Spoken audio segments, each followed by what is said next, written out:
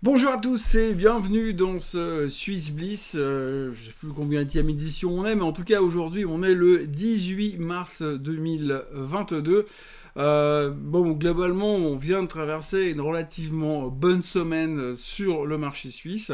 Sur les autres marchés aussi, mais comme d'habitude, nous on est toujours un petit peu à part, parce qu'il y en a point comme nous, comme on dit en Suisse. Justement, eh bien, il se trouve qu'aujourd'hui on est un peu dans une situation où on est un petit peu en dessous du rythme des autres. Ça c'est un grand classique, mais ça c'est complètement normal. Je le dis toutes les semaines par rapport à la composition même de nos actions suisses bien à nous. Donc aujourd'hui, on a bien rattrapé le retard. On va faire un tour technique. On va aborder 2-3 sujets importants cette semaine. Mais ce qu'il faudra retenir, effectivement, c'est que pour l'instant, on est dans une phase où on est en reconstruction. Vous verrez que le SMI a une relativement bonne tronche.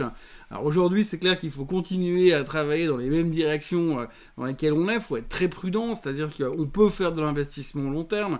Il y a des positions et des sociétés dans le marché suisse qu'on peut acheter régulièrement pour profiter des dividendes, pour profiter d'une certaine stabilité. On s'expose à un risque de volatilité comme dans les autres marchés, bien sûr, mais j'ai envie de dire un peu moindre. D'ailleurs, on l'a vu dans la baisse, ça a forcément moins baissé, donc ça rebondit moins en ce moment, un petit peu moins, ça rebondit quand même pas mal. Mais ce qui est toujours intéressant, c'est que quand vous vous placez dans une logique de temps, et c'est ça qui est intéressant sur le marché suisse, à mon sens, quand on tape dans les grands noms, prenez par exemple les assurances, vous prenez de la Zurich, vous prenez de la Swiss Re, vous prenez de la Swiss Life, vous achetez ce genre de boîte et vous achetez régulièrement, je sais pas, vous, tous les mois, toutes les semaines, vous réinvestissez dans les mêmes boîtes et vous touchez les dividendes. Ces dividendes, vous les réinvestissez dans les mêmes boîtes et vous construisez sur le long terme. De toute façon, aujourd'hui, la seule solution, je pense, pour le moment, de gagner de l'argent, c'est aussi de faire de l'investissement long terme. Ça, c'est une certaine stabilité et ça permet surtout de se distancier un petit peu du bruit du marché parce que vraiment aujourd'hui c'est très très dur, c'est très très difficile de tourner, de supporter finalement le stress qu'on a aujourd'hui dans le marché puisque aujourd'hui il faut être clair, le SMI il ne bouge pas à cause du SMI, il ne bouge pas à cause de la Suisse, il bouge à cause du reste du monde. C'est un petit peu à l'image de ce qui se passe partout dans le monde bien sûr. On a nos deux axes principaux. Alors cette semaine on a eu la Fed, d'ailleurs on voit très bien sur les performances de la semaine que le système bancaire et le système financier s'en sortent bien puisque cette semaine on a eu la Fed qui a monté les taux. Alors grosse surprise, c'est pas un truc auquel on s'attendait pas. On savait tous depuis des semaines que Monsieur Powell allait monter les taux et cet effet de hausse des taux, eh bien sert et rend service et fait du bien aux financières. Donc en plus vous avez l'effet rebond de marché global et les financières en bénéficient. Mais ce que j'ai envie de dire aujourd'hui, c'est aussi prenez le temps de regarder ça avec plus de distance. Je le vois très bien dans ces vidéos, quand je fais les vidéos du Morning Bull Live le matin, c'est toujours du 24 heures sur 24, puisque c'est tous les jours qu'il se passe des trucs. Mais quand on fait le Swiss Bliss, ça permet d'avoir un peu plus de recul et de se dire, ok, on n'est pas là pour faire du trading, on est là pour regarder un petit peu où est-ce qu'on peut aller plus loin, quels sont les titres qui sont intéressants, et qu'est-ce qui se passe, et où est-ce qu'on peut construire sur le long terme.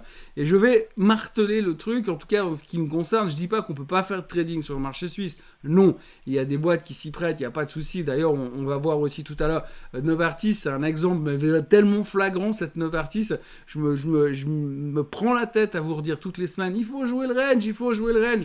Effectivement, la semaine dernière, c'était encore une fois qu'il fallait jouer le range sur Novartis et ça continue à relativement bien fonctionner.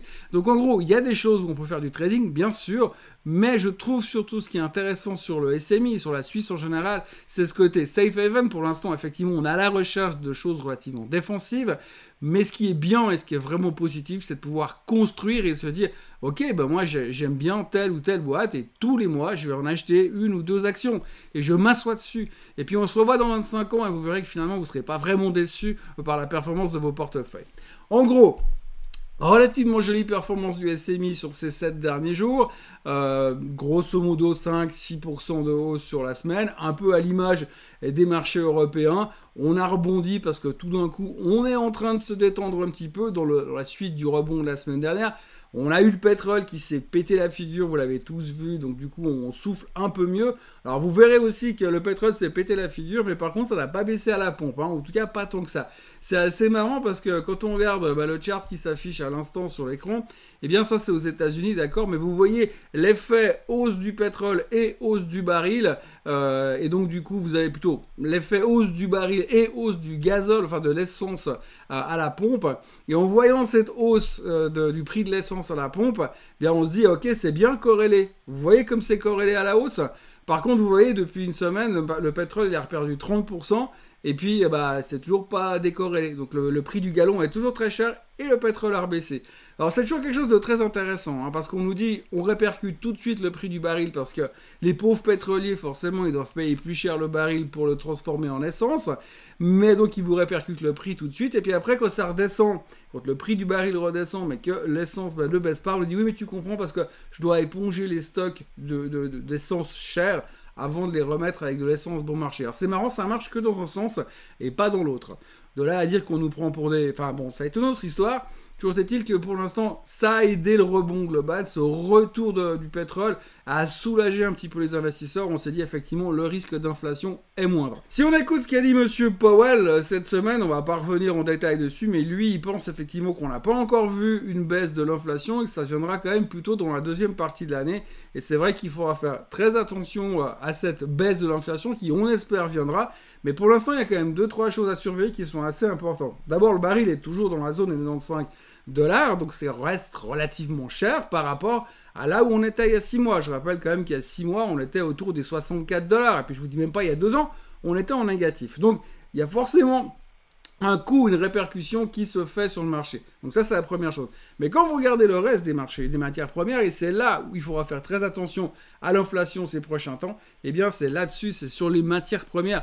Regardons tout simplement le blé. Quand on voit le blé où il est aujourd'hui et la manière dont il est monté, eh bien c'est assez logique, puisqu'aujourd'hui le grenier céréalier de l'Europe, eh bien c'est la Russie et l'Ukraine qui sont en train de se taper dessus. Donc si aujourd'hui vous coupez cette partie de production de blé, alors ok on n'est pas encore au début de l'été, du printemps, donc il y a encore un peu de temps, mais là on voit assez mal comment les gars ils vont pouvoir rattraper le retard, hein.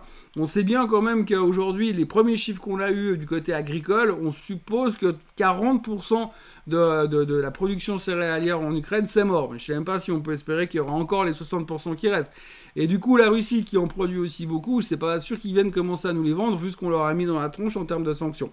Donc voilà, on est un petit peu au milieu de tout ça, mais le marché a rebondi. C'était une relativement bonne nouvelle pour le marché suisse, et on va voir tout de suite que du point de vue technique, eh bien, ça se présente plutôt pas mal. Alors je commence tout de suite avec mon SMI habituel. Alors vous voyez que mon chart ça devient un, comment on va dire, on peut dire en français un beau bordel.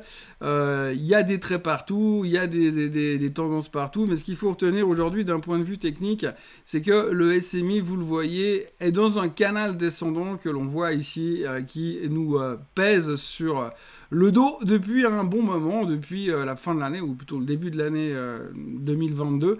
On a commencé à entamer ce canal descendant avec des points où on est venu rebondir ici. Vous le voyez très bien ici où on est venu rebondir une première fois. Ensuite, on est reparti plus bas et on est venu rebondir aussi dans cette zone-là avec une exagération, je le conçois, au paroxysme de la crainte au niveau de la guerre en Ukraine. Et puis, alors là, depuis une grosse semaine, depuis 10 jours pratiquement, c'est le rebond. Donc non seulement on a réintégré le canal haussier, mais descendant, pardon, mais par contre, on est en train de casser cette résistance à la hausse. Alors ça va être très important. Ça va être très important parce que la chose la plus importante, ce sera déjà, on arrivera vendredi soir, donc ce soir, si on arrive à clôturer en dessus de la zone des 12 000, ce serait parfait pour se dire, on a cassé la tendance. Ça, ce sera la première bonne nouvelle. Après, on n'est pas encore sorti du bois, mais c'est vrai que vous voyez la tendance de fond dans laquelle nous sommes depuis bien longtemps. On est en train d'aller la chercher, hein, donc il faudra remonter en dessus des 12 180, 12 200, on va dire, pour réintégrer cette tendance. Si ça, on rentre là-dedans, À partir de là, on va retrouver un petit peu de positivisme. Alors, ce qu'il faudra faire attention quand même, c'est que vous voyez ici, les stochastiques nous montrent qu'on est quand même bien dans des zones surachetées. Donc, il faudra faire attention que tout d'un coup, ça ne nous pénalise pas parce qu'on pourrait se replier un peu et réintégrer cette tendance baissière dans laquelle on est depuis le moment. Donc, depuis un bon moment sur le SMI. Donc, voilà, c'est un petit peu dans cette direction qu'il faut observer les choses. Et c'est assez intéressant ce qui se passe pour l'instant. Bien sûr que tout développement ukrainien, russo-ukrainien nous aidera à aller dans la bonne direction, tout développement positif. Aujourd'hui, on sent qu'il y a de nouveau des tensions aujourd'hui à l'instant où je vous parle, mais néanmoins, on a quand même des espoirs que les gars ils trouvent une solution de paix. Si on regarde le SLI, qui est un petit peu plus élargi, eh bien vous voyez que graphiquement c'est exactement la même chose.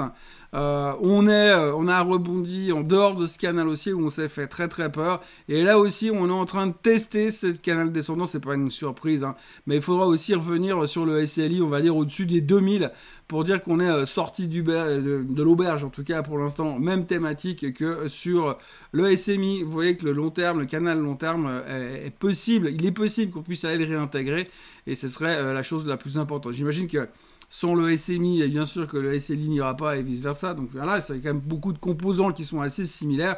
Mais ce qu'on peut retenir, c'est que ça a l'air d'être plutôt pas mal au niveau des graphiques individuels. Commençons à parler un petit peu des sociétés individuelles. Donc on va essayer de parler un peu d'autres titres, un petit peu autre chose que d'habitude. On va commencer par mon sponsor, Swissquote, qui a publié ses résultats jeudi matin, des très très bons chiffres, avec une masse sous gestion en forte hausse, avec un bénéfice qui a quasiment doublé, une hausse du dividende impressionnante. Donc globalement tout va bien. Monsieur Budzik, un des fondateurs de la société, quitte la direction, mais tout est positif globalement dans les résultats de Swissquote. D'ailleurs le marché ne s'y trompe pas et jeudi matin le titre se comportait extrêmement bien. Ça fait quelques jours que ça se passe plutôt pas mal et on regarde tout de suite ce que ça donne d'un point de vue purement technique. Donc techniquement, on voit que Swissquote aujourd'hui est aussi, alors on parlait de stochastique tout à l'heure, on voit de nouveau qu'on est dans une zone assez surachetée. Donc là, Swissquote vient de vivre un rebond assez spectaculaire puisqu'on passe de 130 à 170 en l'espace de 10 jours.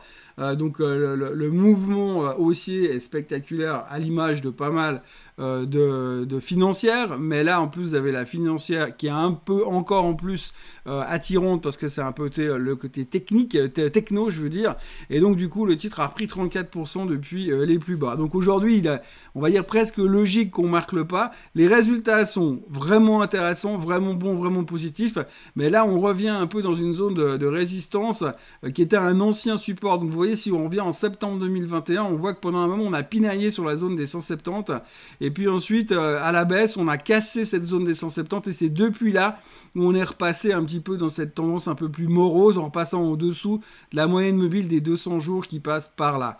Donc du coup on est revenu en dessous et on voit qu'à chaque fois qu'on a cette zone des 170, allez savoir pourquoi, il y a des hésitations, que ce soit dans le sens haussier ou dans le sens baissier. Donc la clé aujourd'hui, ce sera vraiment de savoir si on arrive finalement à casser ce niveau.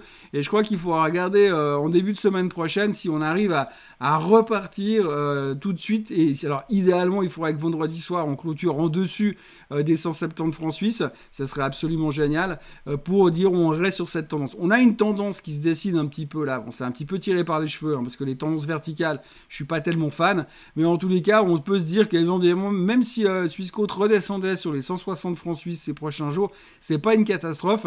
Il faudra essayer d'accumuler sur les 160 pour jouer cette cassure définitive et réintégrer de nouveau là aussi cette tendance haussière. Là, elle est bien éloignée, il y a encore du boulot à faire, mais on peut dire que si on vient se casser ces 170 en fin de semaine, je pense qu'on peut raisonnablement envisager de voir Swissquote retourner en direction des 200 francs suisses. Tout ce que je vais vous dire aujourd'hui comme commentaire positif sur quoi que ce soit comme société, c'est parce que les charts, ils ont l'air d'avoir une meilleure gueule.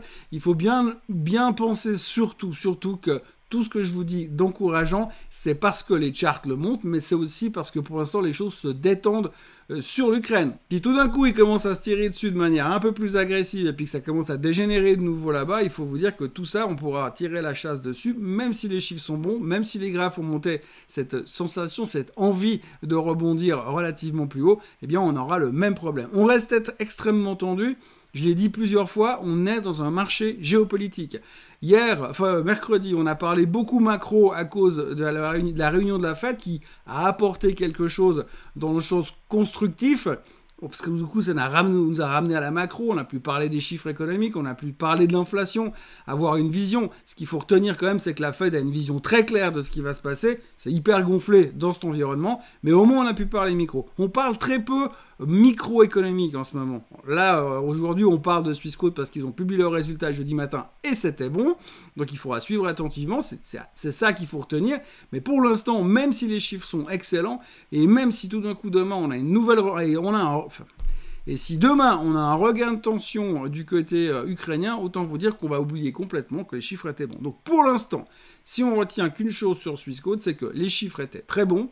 On va retenir une deuxième chose, c'est qu'il faut aller casser les 170 en fin de semaine, ou le plus tôt possible, pour se dire, ok, là on a une nouvelle accélération potentielle à faire, pour autant que tout se passe bien. On va parler un petit peu montre pour essayer de trouver des trucs un peu sympas à raconter dans ces moments difficiles. Les exportations de montres ont fait un carton au mois de février, pratiquement 2 milliards de valorisation de montres exportées à l'étranger. La Fédération horlogère s'est montrée extrêmement enthousiaste par les chiffres qui ont été publiés. C'est un des meilleurs mois de février ever qui a été fait sur le secteur. Ça se passe super bien, les gens sont très très contents et donc c'est plutôt encourageant pour la suite. C'est plutôt encourageant aussi parce que quand vous lisez un peu les commentaires de la part des sociétés horlogères, type Swatch qui parlait jeudi matin, sauf erreur, Swatch disait justement qu'eux, ils n'avaient pas d'impact sur la Russie. Il y a un moment donné, je pense qu'il y a pas mal de titres horlogers qu'on peinait dans la situation actuelle parce qu'on s'est dit oui, alors forcément les Russes ils sont plus là, les oligarches ils vont plus acheter de montres, donc du coup c'est problématique, en plus ça va ralentir l'économie, donc les gens vont plus acheter de montres. Mais ce qui est assez intéressant, c'est qu'on reste toujours un peu dans cette thématique de luxe, et dans la thématique du luxe, ce qui est toujours super intéressant, c'est qu'on revient à chaque fois qu'on a des crises économiques. Alors là, c'est une crise économique et guerrière, mais on sait que la guerre en Ukraine va créer un ralentissement économique en Europe, c'est inévitable. Mais chaque fois qu'on a des crises économiques, eh bien, que se passe-t-il derrière? On se dit, ouh, le luxe, c'est fini. Mais non, parce qu'en fait, les gens qui ont beaucoup d'argent, et je parle de beaucoup d'argent, si demain tout d'un coup l'économie ralentit, quand vous avez, allez, sans parler d'Elon Musk, mais quand vous avez 900 millions sur le compte, ça vous empêche pas d'aller vous payer une montre à 30 000 balles. C'est pas parce que l'économie ralentit que tout d'un coup vous allez plus vous acheter de montre, plus vous achetez de voitures, plus vous achetez de sac à main. On l'a déjà vu systématiquement avec Hermès et Louis Vuitton. À chaque fois on dit « Ouh, c'est la crise, il faut faire attention » et puis on tape dessus. Et en fait, non. En fait, ça repart toujours parce que les gens qui ont de l'argent, il faut vraiment que la crise soit monstrueuse et monumentale pour que ça pose un problème. Et pour l'instant, la crise économique n'est pas monstrueuse et monumentale au point où ça va freiner les personnes relativement riches. Donc ça continue à être plutôt positif pour le secteur du luxe. Devant vos yeux, vous avez le graphique de Swatch Group. Alors voilà, comme on peut le voir assez clairement, il y a eu depuis la fin du mois de février, donc depuis les sanctions contre la Russie, depuis le début de la guerre, il y a eu une pression vendeuse assez forte.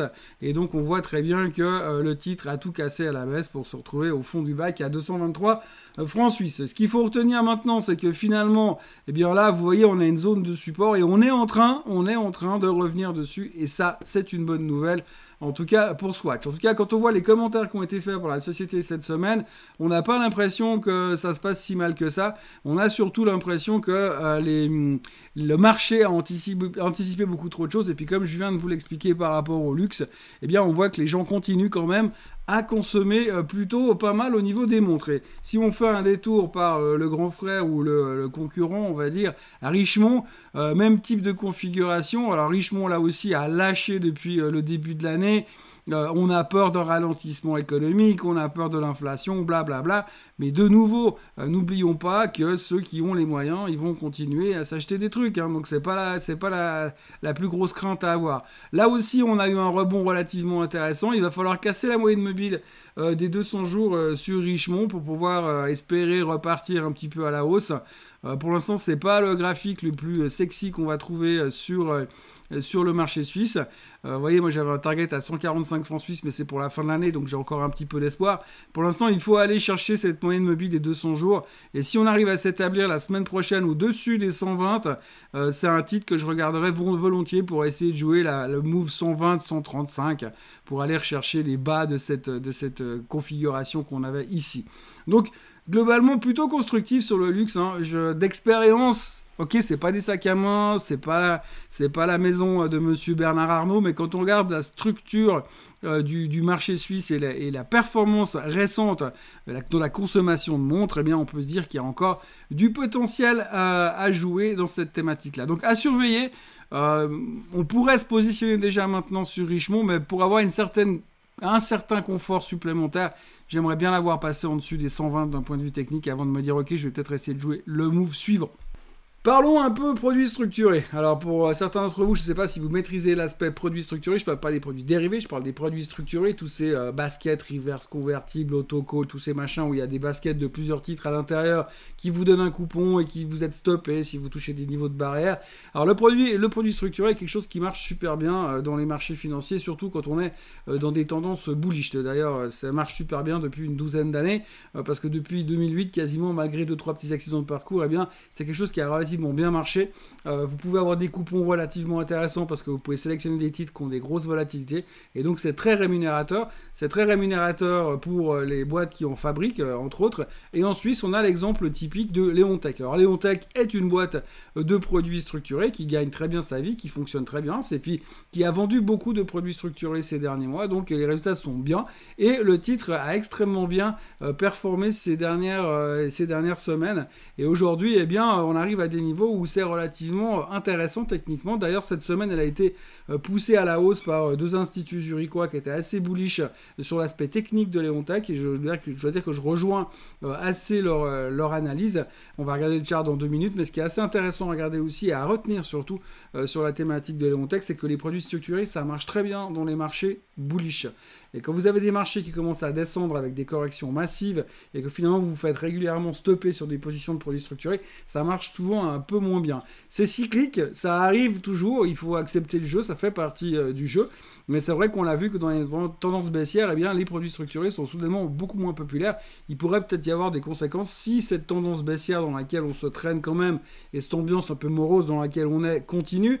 Il faut quand même se dire que même s'il y a des choses qui s'arrangent entre Poutine et les Ukrainiens, ça prendra quand même du temps pour régler tout le problème. Donc si on reste un peu dans cette ambiance morose, ça pourrait quand même être un petit moment, à un certain moment, stabilisant. Donc très beau chart, très belle situation pour les Leonteq, très bon résultat récemment, de toute façon il n'y a rien à dire de ce côté-là, mais n'oubliez pas que le jour où les produits structurés sont out of fashion, ça devient beaucoup moins drôle. Et ça je vous dis d'expérience, hein, dans la phase de 2006, 2007, 2008, tout le monde voulait des produits structurés, des reverse convertibles, la barrière dans tous les sens. Et quand tout d'un coup, il y a tout qui a lâché, puis que tout le monde s'est fait stopper dans des produits structurés, tout d'un coup, plus personne n'en voulait. Donc il faut juste faire un tout petit peu attention à ce genre d'effet de mode.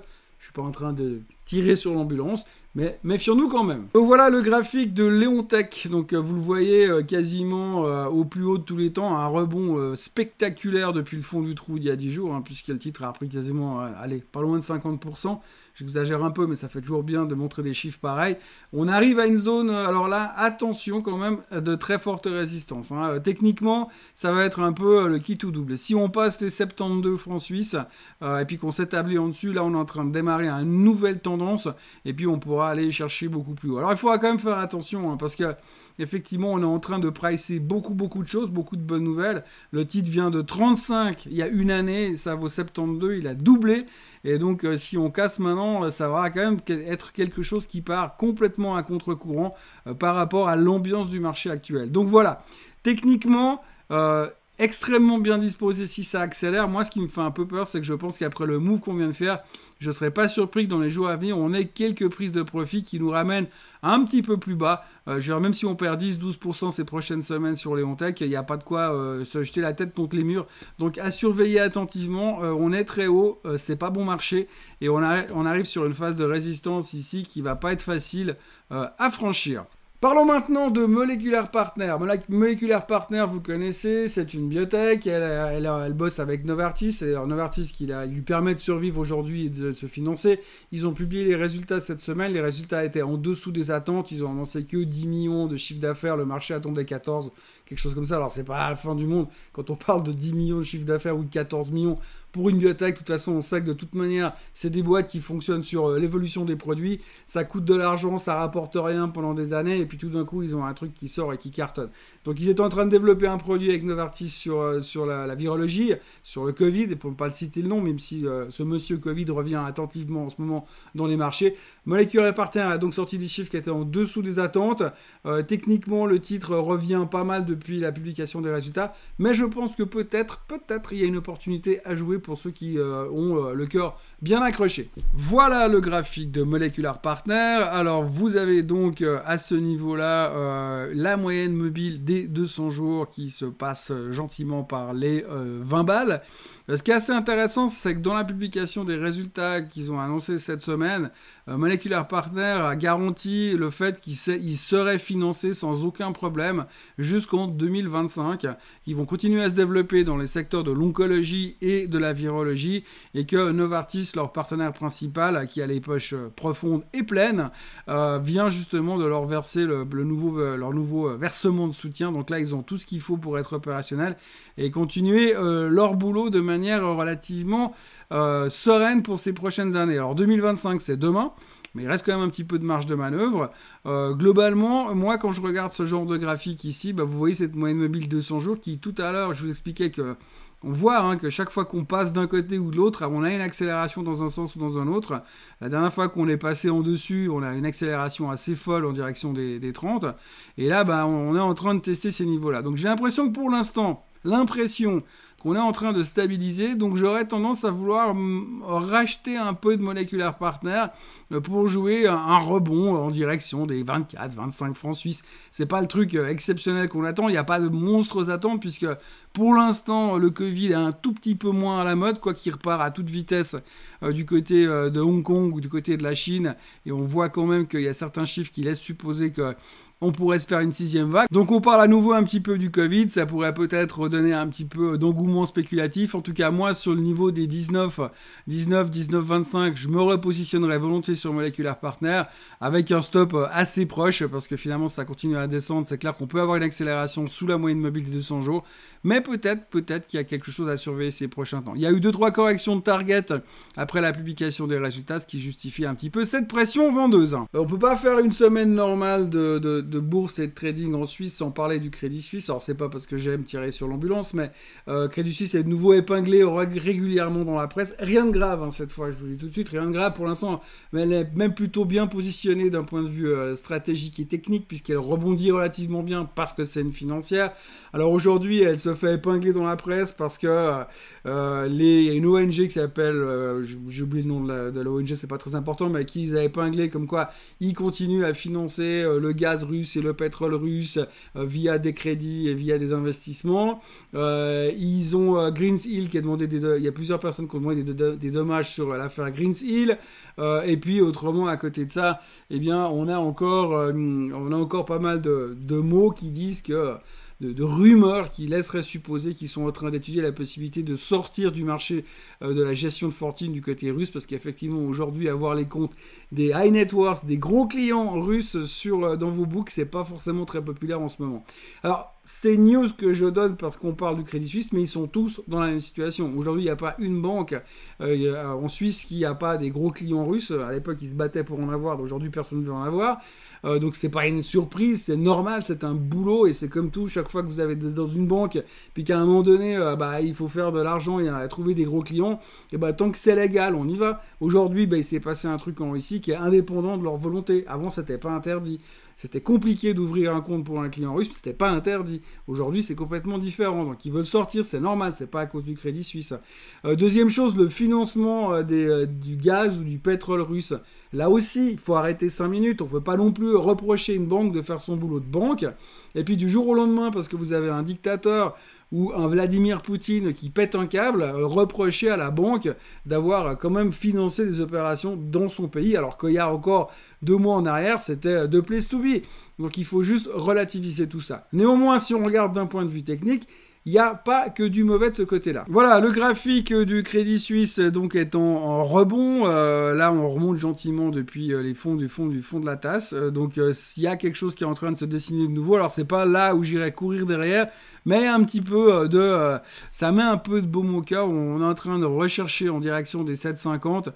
Le prochain objectif, c'est d'aller casser la moyenne mobile des 50 jours à 8,20, mais pour l'instant, on n'en est pas encore là. Mais en tout cas, on a l'air d'avoir fait un fond à 6,22. C'était déjà la bonne nouvelle. Ce qu'on peut commencer à se dire, c'est que même si aujourd'hui on revient dans des zones de surachat, même si le Crédit Suisse il revient, là on a fait un truc relativement solide. Il y a beaucoup de choses qui sont sorties et donc il faudra quand même surveiller cette zone pour pouvoir se repositionner ces prochains temps sur le Crédit Suisse. On va parler de Meyer Burger aujourd'hui. Quelqu'un m'a demandé un petit peu ce que j'en pensais et ce qu'il fallait faire. Meyer Burger, donc effectivement, ils font des semi-conducteurs qui sont très actifs pour le secteur solaire et depuis quelques jours, pour des raisons évidentes de Russie, de nouveau, hein, désolé, on parle que de ça, mais c'est comme ça, eh bien on a eu un retour d'intérêt du côté sur Meyer Burger parce que tout le monde s'intéresse de nouveau à la thématique du solaire. Alors pourquoi est-ce qu'on s'autorise à revenir sur le solaire aussi violemment aujourd'hui? C'est assez logique, hein. Le truc c'est qu'aujourd'hui les gens se sont dit le pétrole c'est trop cher, les gens vont arrêter de consommer du pétrole, il faut trouver des énergies alternatives pour jouer ça. Ce qui est assez rigolo, c'est l'étroitesse de l'idée de base, qui est juste, hein, mais tout le monde est en train de se positionner sur le solaire pour dire « Ouh, c'est une révolution ». Alors, le solaire, c'est une révolution depuis longtemps, l'éolien aussi, les énergies alternatives, c'est pas nouveau, ça repart à la hausse, c'est une évidence parce que les gens cherchent des moyens de faire de l'argent à court terme, mais il faut bien voir que dans le cycle de production, le cycle de développement du solaire, on n'en est pas encore à un stade où on peut dire eh bien on n'a qu'à virer le pétrole et puis utiliser que du solaire, ça marche pas comme ça. Maintenant, si vous investissez aujourd'hui dans le solaire et que vous pariez sur les 10 prochaines années, ça fait complètement du sens. Mais si vous décidez de rentrer aujourd'hui à cause de la crise ukrainienne pour dire c'est le moment ou jamais, je pense que c'est un petit peu décalé dans le temps. Mais c'est clair qu'il y a eu un réflexe psychologique avec la hausse du baril où tout le monde s'est concentré de nouveau sur la thématique du solaire. Mais voyons quand même ce que ça donne au niveau technique. Alors aujourd'hui, quand on regarde l'aspect technique, vous voyez à l'époque j'avais un target à 60 centimes, donc on est allé les frôler à un moment donné, et puis finalement tout s'est pété la figure, et depuis on fait pas grand chose. Ce qu'il faut retenir aujourd'hui, c'est qu'on a quand même une espèce de tendance baissière qu'on est en train d'essayer de casser, donc on l'a cassé récemment. Est-ce qu'on va réussir à finir au-dessus? Ce sera très important à surveiller. Si on arrive à consolider sur le point des 42, on peut essayer effectivement de se dire qu'on va avoir potentiellement une accélération. Je pense pas qu'on va avoir une hausse comme ça, mais on peut se dire que potentiellement on peut repartir gentiment à la hausse ces prochains temps. Donc c'est plutôt encourageant d'un point de vue graphique. Quand on regarde un petit peu les analystes fondamentaux, aujourd'hui le target moyen des 7 analystes qui suivent Meyer Burger ont un target à 61 cents, donc c'est-à-dire par là 61 centimes. Donc on a encore un petit bout de chemin à faire. Je pense que techniquement, si on arrive à rester effectivement en dessus de cette zone des 43, 42, il y a quelque chose à jouer pour essayer de rejouer le move suivant, qui est plutôt pas mal. En revanche, si on revient en dessous, alors là, ça sera un peu plus embêtant, parce qu'on va devoir, on va revenir d'avoir accumulé de l'énergie dans la zone des 35 cents avant de pouvoir jouer le prochain move. Mais en fait, ce mouvement qui s'est déclenché dès l'invasion russe, eh bien, il est dû principalement à tous ces gens qui se disent maintenant je joue la thématique du solaire parce que c'est trop bien le solaire et puis c'est beaucoup moins drôle d'avoir un baril de pétrole à 130 $. Bon, il n'y est plus, mais en tout cas, c'est toujours un petit peu pénible. Voilà, c'est tout ce que je pouvais vous raconter, c'est tout ce qu'il y avait à raconter. Il y a encore plein de choses à raconter, mais sinon, après, l'émission, elle dure 2h15 et puis on s'en sort plus. Et puis, j'ai aussi une vie à côté.